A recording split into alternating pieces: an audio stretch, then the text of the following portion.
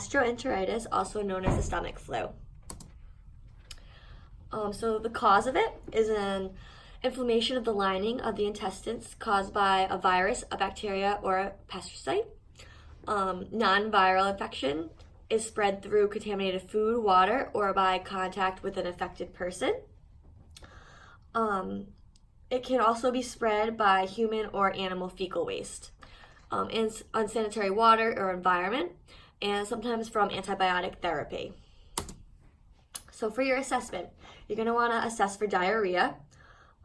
Typically, it's frequent watery stools, and it leads to dehydration.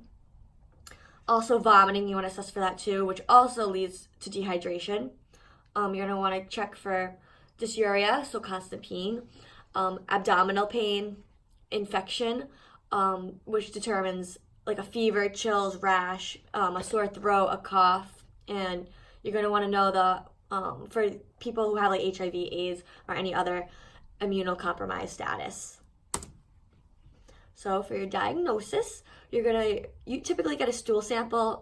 It's collected for culture and sensitivity testing to determine the cause of the infection, if there's an organism or if there isn't one. But usually doctors just go by symptoms, like that constant diarrhea, that abdominal pain, vomiting, headache, fever, and chills. And most people recover without treatment, but if it's severe enough, you need to go to the hospital. So planning, you're going to want to control that diarrhea. Sometimes doctors will prescribe antidiarrheals for that. Minimize the risk for infection, maintain good skin condition. They're going to be having constant diarrhea, so you're definitely going to want to make sure that their skin's intact. And you want to minimize that risk for infection through proper hand washing and all those techniques, aseptic techniques in the hospital. Improve hydration and nutritional intake, and eliminate the risk for infection transmission. So, implication, reduce for infection transmission. That's, again, we're going to wash our hands after all the bowel movements in the hospital. Washing hands is very important. Washing surfaces that have been contaminated, like throwing up.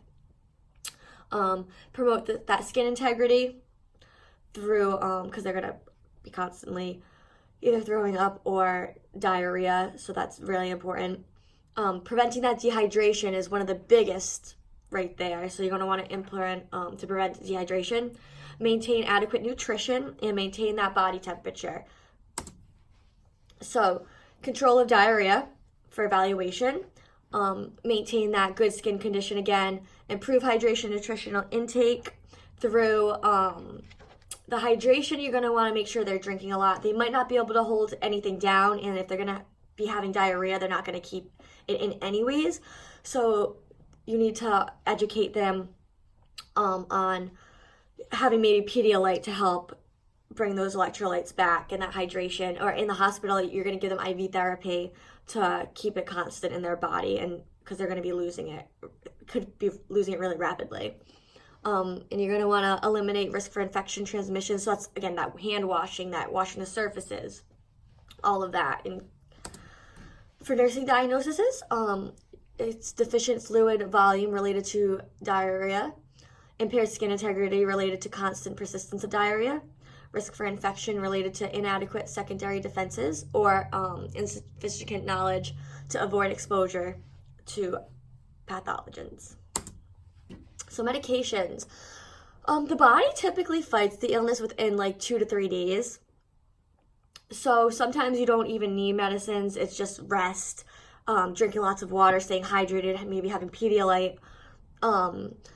It's important to replace that fluid and electrolytes from diarrhea and vomiting in the hospital, IV fluids and electrolytes. Antibiotics will not be affected if it's caused by a viral infection. Doctors will not prescribe you antibiotics for that unless it's a really rare infection or really rare bacteria that they do prescribe antibiotics for, but not for a viral infection.